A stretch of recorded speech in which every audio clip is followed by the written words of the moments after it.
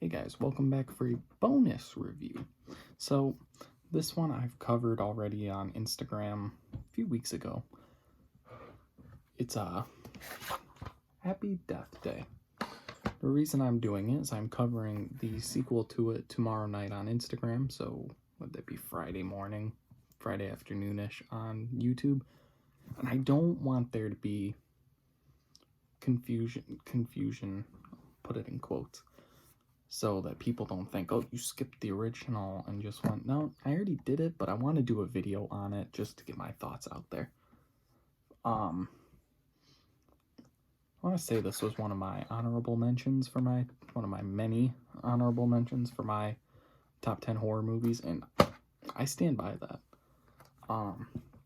Directed by Christopher Landon, it is another PG-13 horror film, much like Scary Stories Tell in the Dark, but instead of being ghost stories, it's actually a slasher. It stars Jessica Rothe as Tree, Israel Brozard, hopefully I didn't butcher that, as Carter, Ruby Modine as Lori, Rachel Matthews as Danielle Faivu, I think I said that right, as Ryan, Charles Aitken as Gregory, Laura Clifton as Stephanie, and Rob Mello as John Toombs, who is a killer. I'll get into that.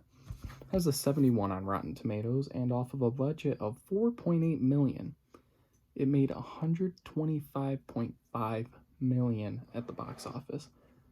That's damn good. Why do I like this? Groundhog Day is a horror movie. Simple as that.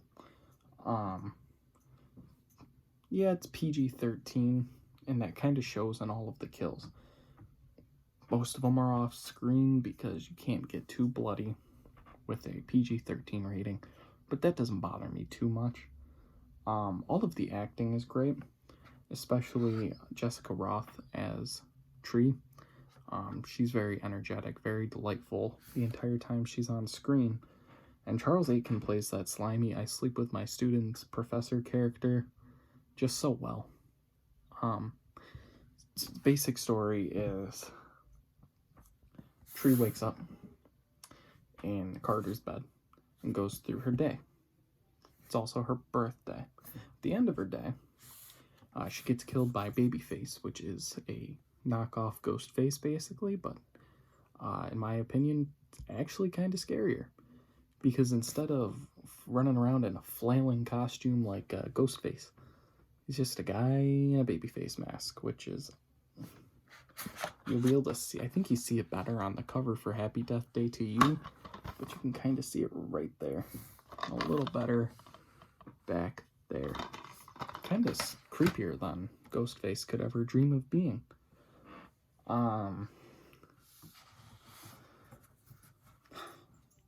He and Charles Atkins' character, Gregory, and Tree are in a relationship, but she ends it after realizing that she's just kind of messed up.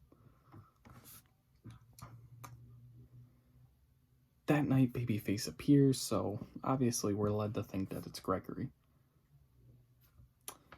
Throughout the day, she meets all these other characters like Danielle and Lori, and they're her friends in the sorority house, but they're not really all that great people.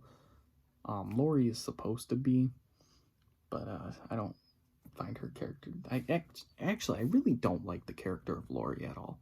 I find her to be pretentious and annoying, but that's just me.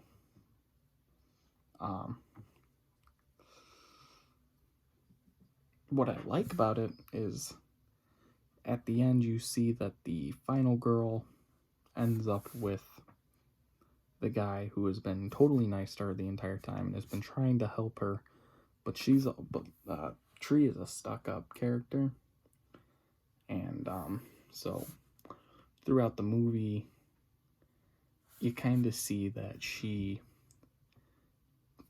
how do I put this, she doesn't exactly take to being helped that well, but then as the movie goes on, you see that she's like, oh, Carter's trying to help me. He's not trying to sleep with me, this, that, and the other thing.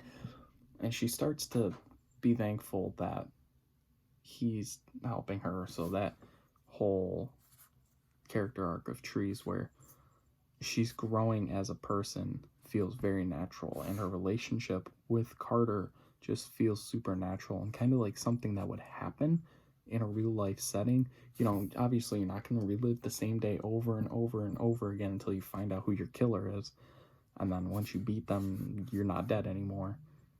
Don't ask. But the whole,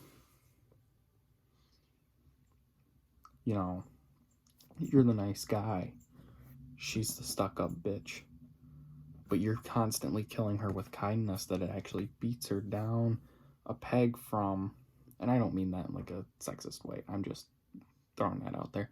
So it goes from a you're just like any other guy to maybe you're not, and she realizes that he's not. So their relationship and the acting, that's what I love about this movie. I also kind of like the mystery. There's so many characters that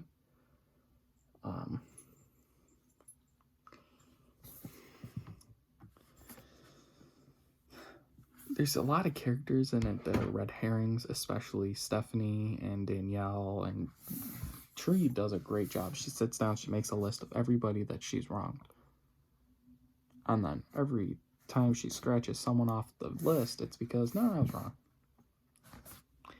I think after the first view, you just think, but why don't I try and get close enough to this guy and take his mask off? But that's just me. I think I have a much higher knowledge of horror movies, so I would think to myself, masked killer, let's go take their mask off. The movie's biggest flaw, in my opinion, though, is that it's a little too fast. The movie's runtime is a cool 96 minutes, and it's like, okay,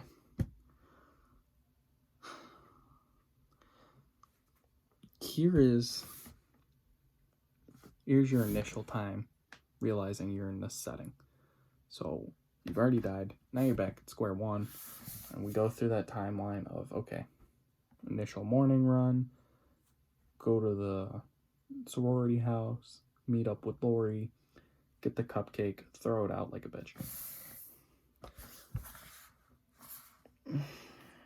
It feels fast after that, especially when it runs through a montage of Tree trying to figure out who is her killer. It's when the movie really speeds up, so instead of 96 minutes, it feels like 60. So it feels like it's only an hour long.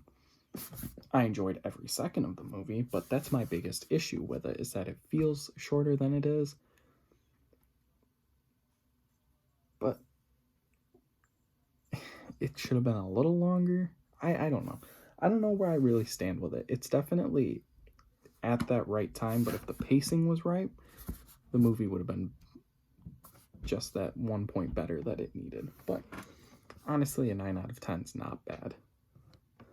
This is obviously a very solid Blumhouse film. Blumhouse is the studio that makes Happy Death Day, Get Out, The Visit, and the Purge franchise, and recently has helped make the Halloween films. So that's Halloween from 2018 and Halloween Kills from this year and Halloween Ends. That's either next year still or maybe the year after. It might have been pushed back because of Corona, but who knows. Now the sequel is coming tomorrow on Instagram, so Friday on YouTube. I've actually not seen the sequel. I haven't even seen this. I watched the kill count for it on Dead Meat, and that's when I discovered the movie. So I went out and got them, watched them, and I'll watch this one. I still haven't seen the second one, so I'm excited about that. But I know it's, from what I've heard and from what, I don't think they're going to match this in the sequel, so we'll see. Either way, I'm excited to watch it, and I will probably like it no matter what. It's just a great concept for a horror movie, and that's interesting about both this and Scary Stories to Tell in the Dark, is that it's an interesting concept.